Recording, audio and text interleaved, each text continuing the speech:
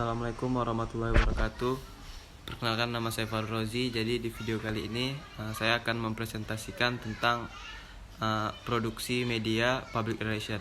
Jadi pokok pembahasan di video ini ada teknik dasar dan pemetaan desain. Yang pertama ada proses produksi media public relation, elemen-elemen desain, dan prinsip dasar desain. Produksi media public relation menurut Catlib, Center, dan Broom yang terkutip dalam buku Public Relation Writing karangan Rahmat Kriyantono.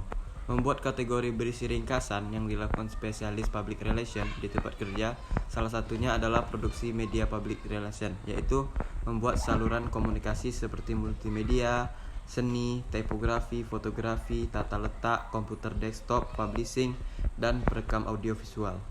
Jadi komputer desktop publishing merupakan sebuah revolusi bisnis di dalam industri komputer. Oleh karena itu dibutuhkan kesiapan public relation secara kreatif dan memanfaatkannya gitu. Jadi public relation harus mampu secara kreatif memanfaatkan media untuk membangkitkan citra positif dari institusi atau merek perusahaan. Untuk itu bagi praktisi PR sebaiknya kita memahami proses produksi media public relation. Jadi yang pertama itu ada konsep desain. Jadi desain atau tata letak layout adalah perencanaan untuk menyusun dan menggabungkan seluruh elemen-elemen desain. Jadi sebelum memulai suatu proyek mendesain sebuah layout untuk media PR, biasanya membuat konsep desain terlebih dahulu sebagai panduan dasar. Pembuatan konsep ini bisa disebut seperti creative brief atau creative work plan, baik secara lisan maupun tertulis. Jadi semakin lengkap dan jelas konsep yang diberikan, maka akan semakin cepat dan tepat dalam mengeksekusinya. Jadi tujuannya adalah untuk mempermudah dan memberi arah dalam mendesain layout, membuat layout yang baik dan dapat berfungsi sesuai tujuannya.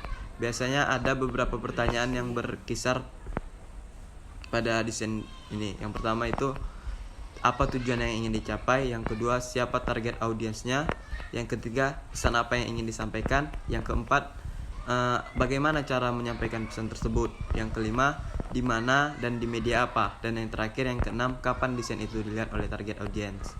Jadi ini contoh creative work plan. Kemudian yang kedua ada media dan spesifikasinya. Proses selanjutnya setelah mengetahui konsep desain adalah menentukan media yang akan digunakan dan spesifikasinya.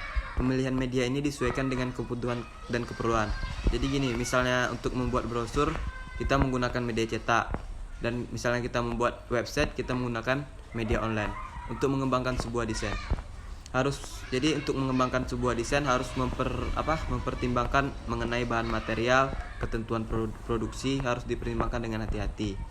Jadi keberhasilan desain kemasan tidak hanya terletak pada konsep yang dapat dipasarkan, tetapi juga kemampuan untuk diproduksi dan kemampuan adaptasi untuk melayani kebutuhan perusahaan, sehingga biaya yang dikeluarkan bisa efektif. Kemudian yang ketiga, thumbnails dan dummy.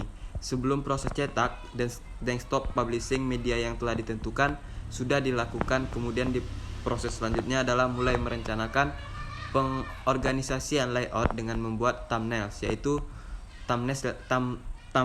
yaitu sketsa dalam ukuran kecil. Proses pembuatannya sebaiknya menggunakan pensil dan kertas. Setelah itu baru membuat dummy atau mock-up sebagai contoh sebelum proses cetak. Salah satu tujuannya adalah untuk mengurangi kesalahan-kesalahan.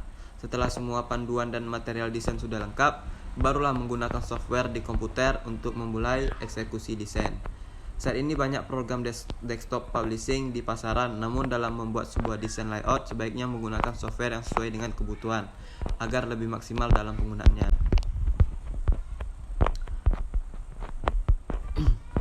Kemudian yang terakhir ada output printing online audio dan video. Tahapan ini adalah tahap akhir di mana akan menentukan teknik sesuai dengan pemilihan media yang telah ditentukan. Bisa menggunakan media online, cetak, dan lain. Misalnya menggunakan media cetak harus disesuaikan dengan desain yang telah dibuat.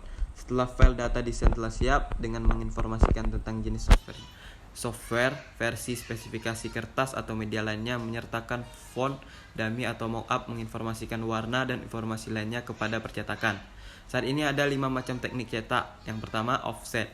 Jadi offset adalah teknik yang paling umum digunakan untuk mencetak sablon, brosur, annual report, in-house magazine dan lain-lain.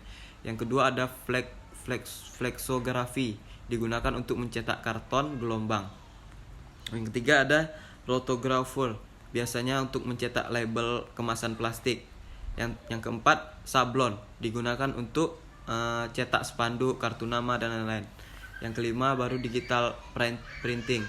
Kemajuan teknologi ini memungkinkan sistem POD, print on demand, yaitu teknologi mencetak sebanyak yang diperlukan saja. Produksi sangat terbatas. Apabila dikomparasikan dengan teknik konvensional offset, penting sistem POD ini jauh lebih efisien untuk jumlah percetakan kartu nama, flyer, brosur company profile, annual report, in-house magazine dan sejenisnya.